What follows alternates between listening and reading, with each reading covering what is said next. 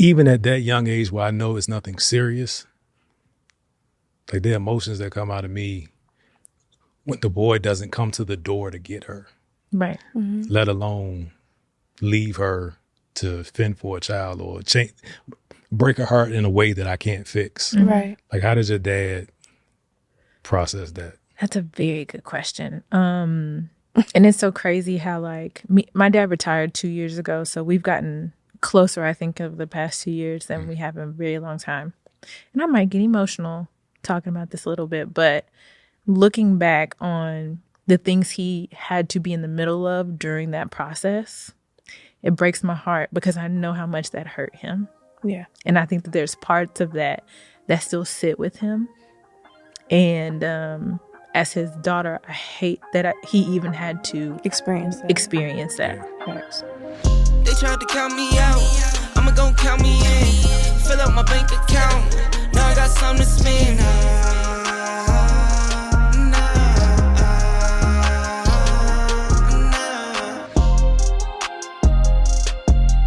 Let's get it. Welcome to the Dear Son Show. It's a place where we talk about fatherhood. It's for fathers, those with fathers, and the fatherless, so nobody's left out. On this conversation, we're really not leaving anybody out because we have two women guests on the show. Gelina and Jondrea. They are the hosts of the Queens of Kings podcast. Welcome to the Dear Son Show, my sisters. How are you? Man, We're thank you for good. having us. For sure. You have us feeling like celebrities, so I just want to Right. Yeah. thank you for that. This whole setup, like, we love it. Yes. Yeah. We're trying to put a brand out. We're trying to brand our content to be excellent, right? So Yeah. appreciate you guys coming on the show. I want to first give you the floor to talk about your podcast because I think it's fantastic. I think it's necessary, but I guess Gelina first, your podcast, your perspective, what's important to you about your podcast and what you do? Yeah, absolutely. So I think the biggest thing is being able to talk about motherhood and raising boy moms with one of my best friends. Raising boy moms. Raising boys. Raising boys and being boy moms. Yep. And doing it with one of my best friends. Okay. So that's the basis of our show, Queens of Kings. We're two queens that are raising boys. I have one. And so the biggest thing for me is being able to create a platform to say the things that a lot of moms and women think, but are maybe scared and afraid to talk about, to discuss. And especially for minority women and minority moms. Gotcha. Jondrea. I'm just going to backdoor her. I completely agree, of course. I am a mother of 3 Black Kings. And I think with the podcast, it definitely just gives us the floor, like she said, to express a lot that women don't want to talk about and also just give them a no judgment zone to feel free and understand, like, you're not the only one. Gotcha. So I'm going to have a conversation. If I get a little too messy, let me know. Oh, never. Everything comes out in the edit. Everything comes out in the edit. For sure. If you don't mind, how did you arrive at single motherhood? Was it by choice or by happenstance, by force? Not the act of bringing the child into the world, but after that. For me, definitely not by choice. Right. But me and my son's father parted ways when he was about a year old. Okay. He does a lot of work outside of the state and travels a lot. So basically it's just been me and my son since he was born. Gotcha. Majority of the time. So it's definitely a path that I didn't think I was going to walk down, but I'm also very blessed that I have been because it's created a lot of beautiful things from it. But yeah, definitely not by choice. Yeah. What was your reservation about continuing with that, with those dynamics?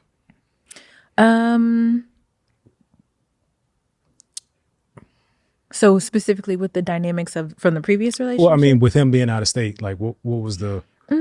At that particular time when we were together, it was whatever we have to do. Gotcha. So we were also in the process of figuring out how we can make it work and not be in separate states. So, or when he was traveling and different things like that. But a lot of things in life happen. Yeah. His career took off in a way that I think might have been difficult to balance. So it kind of left me to pick up the mom pieces. So I'm inquisitive, not to be messy. I left my family to go to Iraq to get money, right? To do the thing that I thought needed to be done to put ourselves in a better financial situation.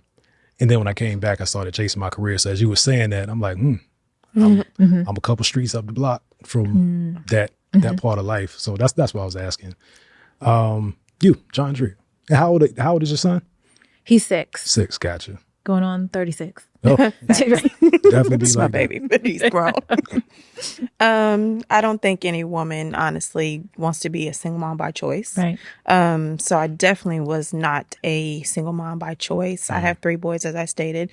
My oldest son is 15, and I was with his father for roughly 6 years. Okay. So that wasn't an idea that we weren't going to be together. But now, so many years further, I'm like, that's should have happened. Right. And then my 2 youngest, which my middle son just turned 9 and my youngest son is 4.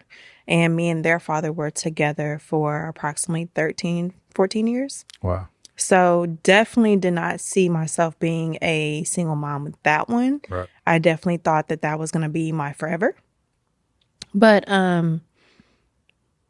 that didn't happen. Yeah.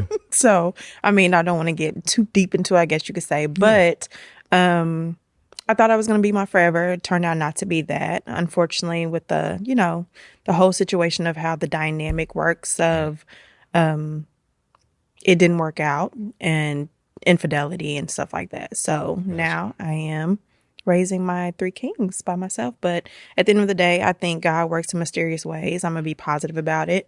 Yeah. And as I'm continuing to heal, just move forward. Mm-hmm. Yeah. What's the, if you can put yourself back in that place where for you, where you thought it was your forever, for you, where I'm assuming it was a mutual decision that this is not going to work. What was the scariest part of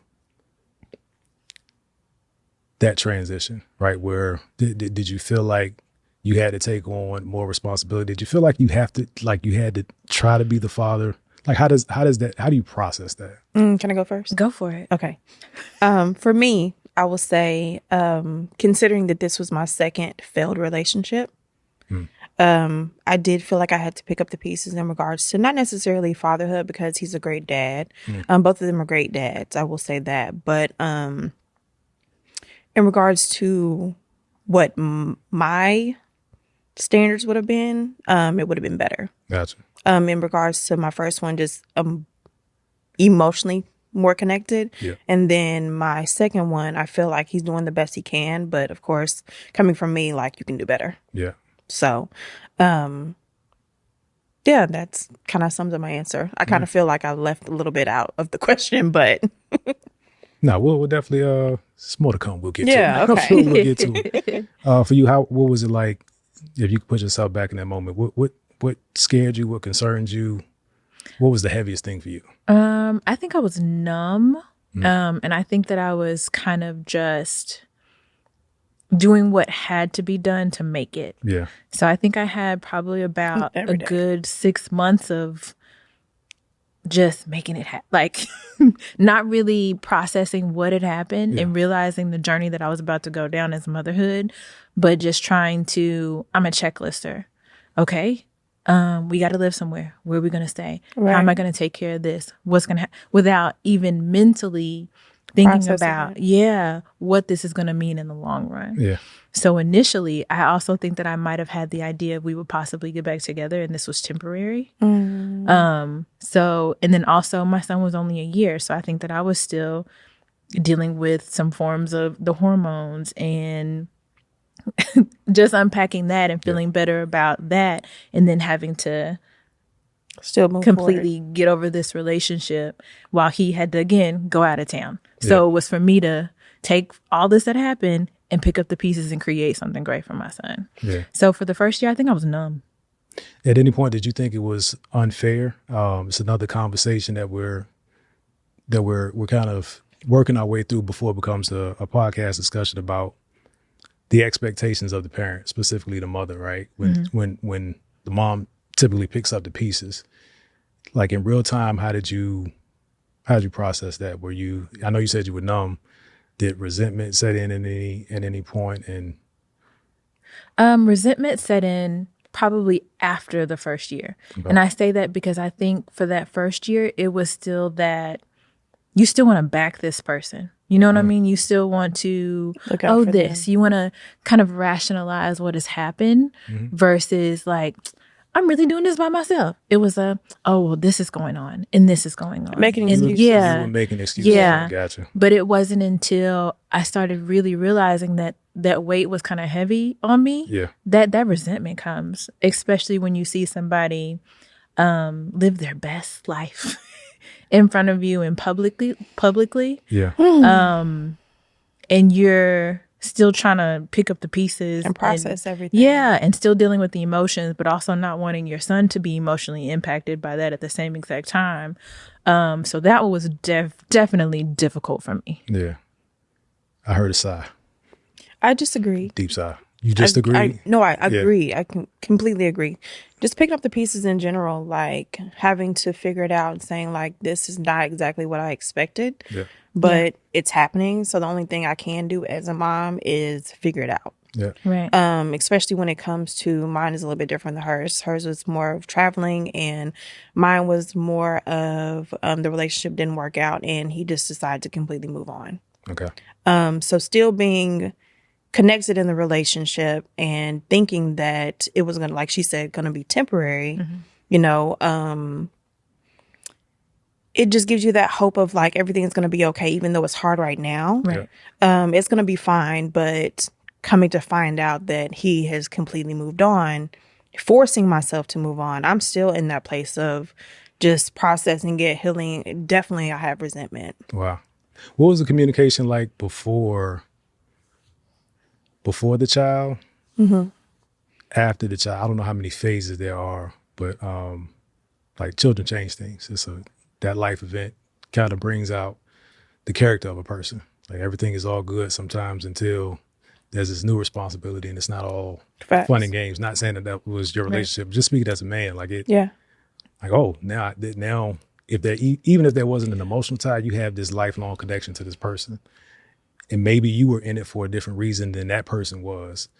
So what was the communication like before children entered the picture? I feel like the communication was still the same. Oh. I feel like us as women, we ignore a lot of red flags because we're in love when we're in a relationship and we are fixers. So we look to fix a lot of men sometimes, some women. So I definitely now being out of it and kind of processing it now, it's like there's so many red flags that I missed and I overlooked because I wanted to be in a relationship and I wanted to be with him. And then having children, it just made it worse, to be honest. Yeah. That's honest. That was very honest. Wasn't what I expected. Yeah. Honest. Not that you wouldn't be honest, but just that response. Yeah. And for me personally, I don't think the communication, I think in the moment I thought the communication was good. Now looking back, it wasn't enough. I think that had we communicated properly and effectively, we would have understood that having a child wasn't for us, maybe, and maybe even that we weren't a good match for each other. Right. So I think that we were very go with the flow. Things felt good. It felt happy. It felt natural until it got real. But our conversation and our communication never had to get real because we were always on a high. It's fun.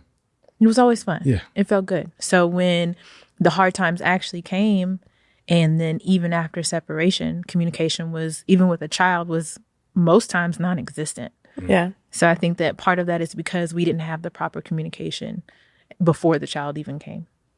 Gotcha. Was there financial support? Was there any contribution to the well-being of your son?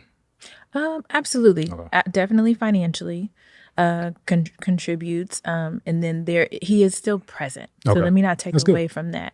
Especially here recently, a lot more present. So let me not just sit up here and act like it's non-existent. He has been present. Like Jondrea said before, I also have a standard of fatherhood. And I have to also understand people don't have the same standard that we have because of what I have, because of what I grew up with. Right. And what you're surrounded with. And what I'm surrounded with. So I struggle with that. Yeah. Because even though it's there, me personally, it's not enough. I want to stay on that because that's actually where I was going. Like, what was modeled before you growing up? My dad is amazing. I love that. Amazing. I love that. He is also one of the most stable men in my son's life. He's with him right now. Gotcha. As a matter Shout of out to Dad. fact. So they're late because of me. Just put that on record. But I say that to say my dad is almost, I tell them this all the time, he's almost like a unicorn. Because he's been that pillar, not only for me, but for my cousins who didn't grow up with their dad, for, our nieces, nephews, so many people who haven't had that. He's been that in our family. Yeah. So that was hard to come from this and have someone who did not have that at all. It makes a huge difference. And trying to find what fatherhood looks like and what parenthood looks like for our child based off of our previous experiences. Yeah. How about for you? I agree with that. My dad was present. My dad passed away, but my dad was definitely present. He was not just the stellar father, but he was a in-house father, my best friend. So I got a different side than my other siblings did of my father. So I did have that model of what a father should be. He was there. He took care of things financially, but also I saw the flaws in him as well. Yeah. So with my children's fathers, they grew up without fathers. So it makes a difference, but also I feel like some may make excuses. Sure. Because as an adult, you have an option to make a decision. Yeah. So with my first son's father, I've always given him respect because he's a great dad. He wants to, he's always been there for his son, always taking care of him financially. He's just not the emotional type. So that's where I come in. But my son, now being 15, he is a stellar child. And I see the way it works, with different dynamics and both parents still being present. Yep. My two youngest, he didn't grow up with a father either, but I do feel like he's doing the best that he can do. But as she said, it's just not to my standard. Yeah. And it's not even nothing to do with my dad being in the picture or anything like that. It's just kind of like, I feel like you could do more, like in regards to stability, in regards to presence. Yeah. That's not that he's non-existent, but you should see your children more. Did either of you look for or recognize characteristics that were similar to your father's in these individuals? Was there any initial draw that kind of reminded you or showed the characteristics or the potential character of what you saw in your father's? I don't think so. Okay. But I've never thought that deep. Yeah. I mean, if I really think about it, I probably could find certain things to pinpoint, but just off top, no. Yeah. Not really. You? I felt security.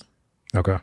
And I got that from my dad. I think that was the biggest thing that, as far as feelings, like I felt like I'd be good. Like I just felt safe in the relationship, and I felt very secure. Not financially at all. It's just a feeling of, I know no matter what, we're going to be good. Gotcha. And that's the same way my dad is. Gotcha. And that switch when the child came into the picture. Yes. Gotcha. How did your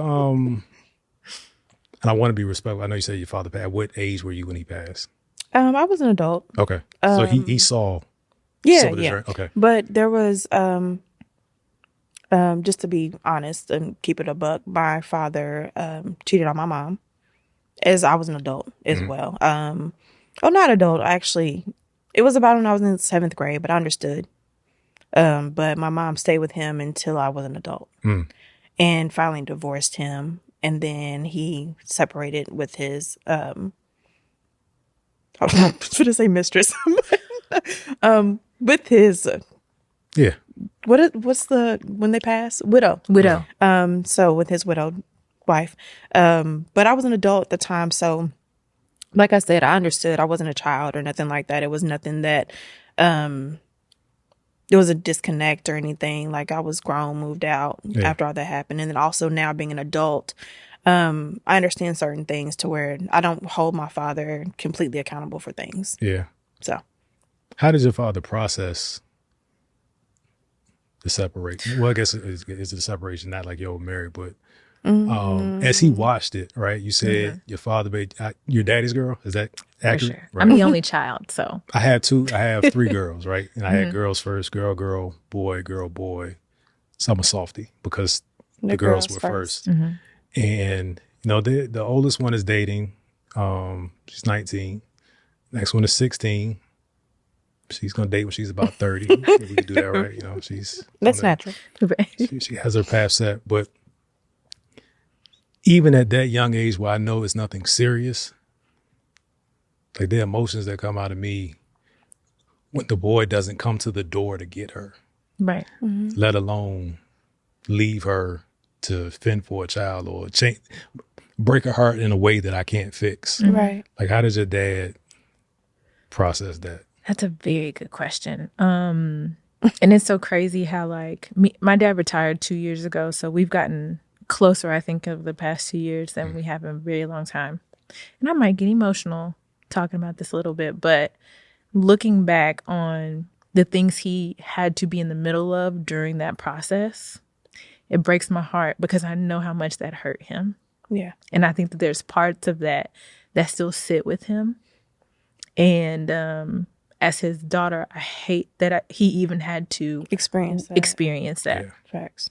Did he feel like, if you've had the conversation, did he feel like he couldn't protect you? That's a very good question, and probably a conversation I should have with him. I think that it was also a thing of trust because he was also building a relationship with him, really stepping it up and taking initiative to do it and do things for him that other people weren't even doing for him. Yeah. So I think that it crushed him in multiple ways. He thought he was a son relationship was forming. Right. Was forming. Wow. Yeah.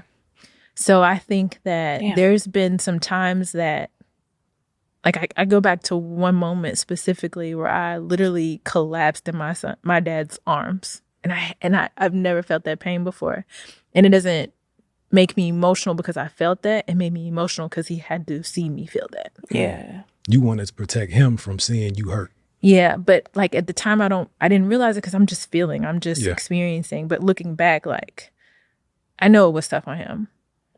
And to this day, he definitely holds on to stuff that's happened, and it would take a lot to really rekindle that. Yeah, rekindle that. Yeah, I think it'd be a really interesting conversation. Not that I'm trying to parallel my experience with yours, but I had a conversation with my father last year, long overdue, right? And I won't go into it. The people that have watched my podcast understand that story, but I didn't want his information, and I wanted to get out of the house as quickly as possible. He wasn't going to force information on me, so he allowed me to get out of the house as quickly as possible. And I got out in the world, realized I didn't actually have the tools to deal with stuff, finances, women, bills, all of these things that I'm sure he wanted to talk to me about, but he's coming from a generation where his dad didn't talk to him. Mm-hmm. So he's learning on the fly. He also didn't have a father as an adult, so he didn't know how to approach me having an adult child.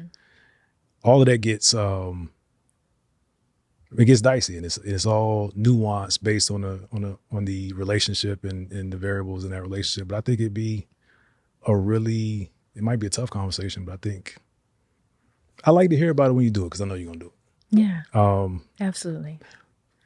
Drea, how does the history impact how you deal with life and love today? Is love on pause? Is it, because I get that in some instances, all your energy is thrown into my children. I'm focused on my children, my children. And having a wife that does that for a long time, it comes a point where now it's, well, who am I? Right. Right. And you can lose yourself. And she tells a story. And even as a husband in the house thinking I'm halfway doing the right thing, I didn't see it. So to not have that support as a helpmate or a partner, how do you process life and love now? You jaded? Is it not a priority? Definitely jaded. Love for me will always be a priority. I'm a very relationship type person. If you listen to my podcast, I would say plenty of times, I have not been single since 7th grade. So me being single now and truly, truly single, it gives me all the energy to put into my kids and to put into myself, which I think is well overdue. Even though I've been in relationships and my kids have been here this whole time, I've never put all my energy into my kids first. So that's a flaw I feel of mine, that I've always put my relationship first and then put my kids. So I don't know, maybe that's some daddy issues, maybe, to where I didn't feel fully loved, to where I always felt like I was searching for love. And I felt like once I have that, then my kids will be good. You know, because I didn't see the family dynamic how I would want to see it. So I've always yearned for that. So I've always tried to make this whole picture with my last 2 relationships with the children's fathers. And once it didn't work, it was just kind of like, I feel like a failure. But now I feel like I'm flourishing as a mom, and then also just getting back to myself. Like I said, love will always be a priority to me. But as of right now, if it comes, it comes, or whenever it comes, it comes. But my kids are first. And I just see now that with me putting them as a priority, I see the difference in them, and I see the bond and how it's growing. So I'm cool where I'm at. Yes, but I am single, by the way. Talk that talk. Information will be down below. I'm not facilitating a thing, but the information will be at down. Drea Rose. Right. Oh, Lord. Your son is 6. Yes. Is there anything that you see in him developing without a father in the house that concerns you, that you think would be different if the father was in the house? Absolutely. That's a good one. Tell me more. I think that my son is very smart. He's extremely intelligent, and he is not the type of, you tell me something and I believe it to be true. It's you tell me something and explain to me why it's true. And if you say that, make sure it's right, because he's going to talk about it 6 months later and be like, well, 6 months ago you said this. So that's been a challenge for me specifically, because honing in on those skills, but also disciplining in the proper way. I also noticed that my son responds differently to male energy. With me, I'm mom. Right. So because it's just me trying to balance out the go hard or be mom and just be soft and emotional, it's really difficult. And I think that it's difficult for him to just put mom's a hard parent or she's a soft parent, because mama got to be like this. Right. She's got to be a roller coaster of emotions. So I think that having someone, especially with the personality type of his father, would definitely help to hone in on the discipline portion, the focus portion, because he definitely has that impact on him when he's in his presence. So I think that happening consistently would absolutely help to balance that out a little bit. How do those concerns influence the kind of guy you're attracted to now, or that you would give a chance?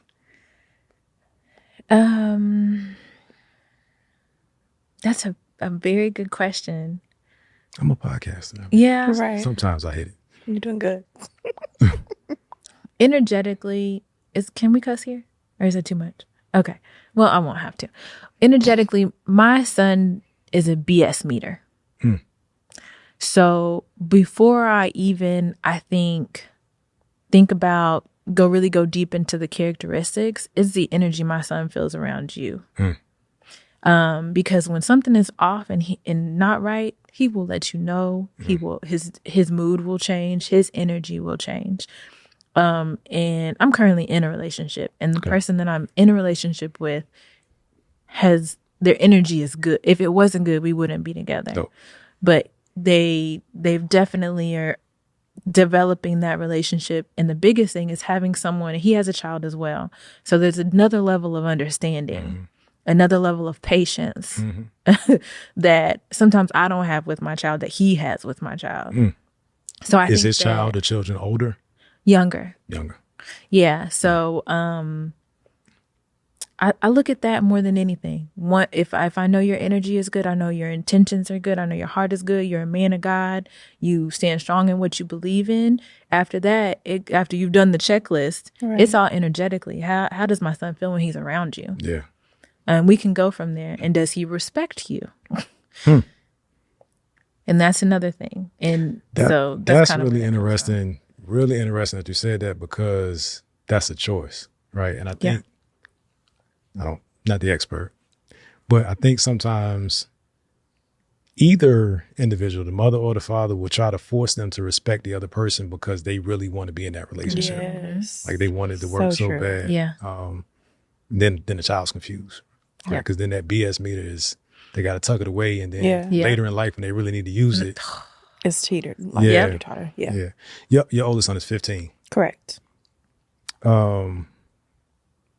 Is he the man of the house? He think he is, but he is. Yes. At this point, I really have 3 men of the house. They are all 3 different personalities. But Caleb, he's definitely running things around there. And he's week off and week on with his father. So the week that he is there is just like, the energy is just there. I'm recording so you can see my hands. Like, you know, and so with him, there is no dating for him. There's not an option for dating. For you to date? Yes. Okay. Is that a fair expectation of a 15-year-old? No. Then I'll move on. I'll move on. It's another conversation that's playing in my head about single mothers of boys telling them that they are the head of the house. They're the man of the house. Oh, I definitely don't tell them that. So that's my point. But it's like I've seen posts where the son is bae, which is weird. I don't even want to address that here. But you put the child under the false pretense that they're actually a man, number one. Right. If they're not a man, they're not the man of anything. So that expectation always, it's always puzzled me. I've never had to deal with it directly. But I was just curious about, how do you get to that place? Is it because you're subconsciously substituting the child because the man is absent? So let me backdoor on that. When I say Caleb is the man of the house, he does not ever think, he's never heard me say man of the house, anything. Sure. When I say that, he thinks he's the man of the house, as in like, I'm running stuff, whenever I'm not there. Sometimes if he has to watch over his brothers, then it's more like I'm in charge, that type of ego. But in regards to looking for him to do things as in my man, no, hell no. Yeah. The simple things I expect him to do, chores, take out trash, that's where it stops. Yeah. No, I got you. And I understand what you're saying because some women do put their children in that place, right? To where later on in life, it messes with them because it's like you're now putting this child into a relationship standpoint to where it's like, this is the man of the house. No, you are my child. Right. And I have to remind them sometimes, y'all are my children. I'm still running shit around here. You know what I'm saying? So I get what you're saying completely. I've seen it before as well. Right. The danger to me is that they believe that they're an authority because they've been told that they're an authority. Exactly. And they go out in the world with that energy. Yeah. And they're not, right? Then they don't necessarily emotionally know how to deal with that. So correct. What do men do? Men use their hands, they get violent, and they think that that's appropriate because they've been the man of the house since they were 14. Yeah. I'm going to wind down, but I'm really curious to know what's important to you about fatherhood, whether it's your relationship with your father, the relationship that your children have with their father. What is the most important thing, or a very important thing about fatherhood? You want to go first? I was going to ask you if you want to go first. I'll take it. Go ahead. I think the importance of fatherhood with children is definitely presence, and never stop learning. I think it's important that you don't put your life onto your child's, because you're still learning. Everybody still learns. So you can't be so, not solid, but you can't be so stern with how you feel or how your expectations or whatever, because they can always sway. Right. So you have to allow your child to have differences in how you feel. And I feel like y'all should, grow together and learn together, and not just be so set on how you were quote unquote taught, because how you were quote unquote taught or raised or learning now doesn't necessarily mean it's right. Right. Mm-hmm. I would say intentionality. So asking yourself why you are that specific person's father and honing in on that. You know what I mean? Like being consistent. Yeah. I love what Jondrea said about always reminding yourself that you can always grow is not easy.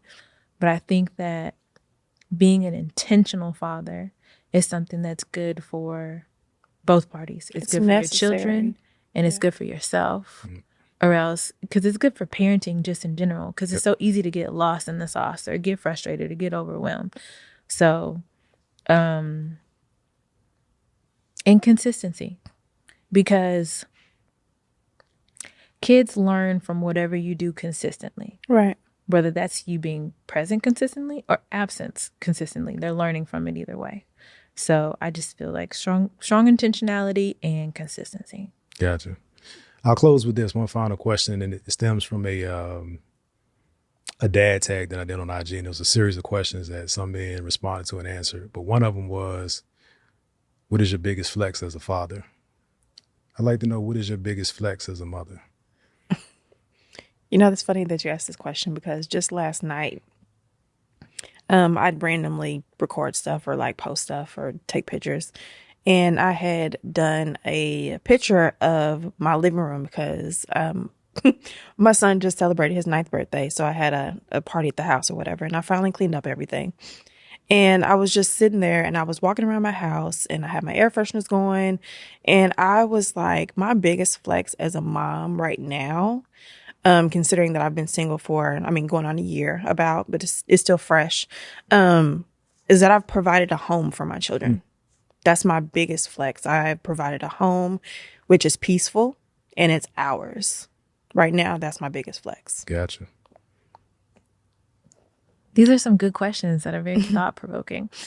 My biggest flex for me, I think, is who my child is growing into. Like, I like that. Same. You know Can what I I take some of that? Of course. Okay, but I want some of that. I think that when I look at him and I see how he is growing and I see how he is learning and I see how his mind is developing and how he's turning into this amazing human being, I'm just like, that's me. Yeah, right? Yeah. Like, I think that's it. I want to backdoor her. For sure. Like, I feel You're like going to have me saying backdoor when you leave. You know that, right? That's I be trying to take lingo from my kid all the time. Okay. Like, that's what they say now? I actually don't think he says that, but I use They gonna start. Right. But yeah, like, I feel the same way. Like, how my children are now, like, my children are amazing human beings. Mm-hmm. And I feel like, honestly, within the last year or so, last 2 years, like, with me becoming who I am, it's made them so much more solid. Yes. And I see it in them. Yeah. So, like, even though I have a house, it's kind of like, if you know my backstory, like, literally within the last 6-7 months, my life has changed dramatically. So, coming from a breakup and just not having anything, I was living with my mom, no car, just got a car, just got a promotion on my job, just got a house. Talk that. And so all of that, and then also the human beings that my kids are, all of that collectively is my flex. Yeah. Very dope. Well, I appreciate you ladies coming on the show. Hopefully it won't be the last. No. Again, shout out the platform, Queens of Kings podcast. Where can they find it? So we are on Instagram at _ Queens of Kings _ podcast, right? Just that's what they do. Just point. It will definitely be in the link below. Yes, we're also on Facebook. Queens of Kings, the podcast on Facebook. And we stream on all major platforms: Apple Music, Spotify, iHeartRadio, Pandora, all those. And our audio can be found on YouTube weekly as well. Cool. Well, we had these conversations because it's important, man. Fatherhood requires the woman's perspective so that we understand how we're tracking and improve communication. Again, thank you guys for being on the platform. Of course. Thank you for having us. For my listening audience, please do the necessary things like subscribe, share. Just share with 300 people. Don't go crazy. Just share with everybody. Share with 300 people, and we'll be good to go. That's going to do it for this episode. We appreciate you guys. God bless you. Peace. Thank you.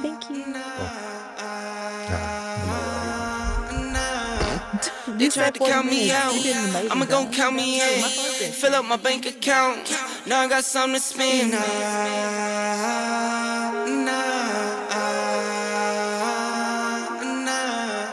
2, 3, 4, 5, 6, 7, 8. I just pull it out and count for nothing when I'm feeling great.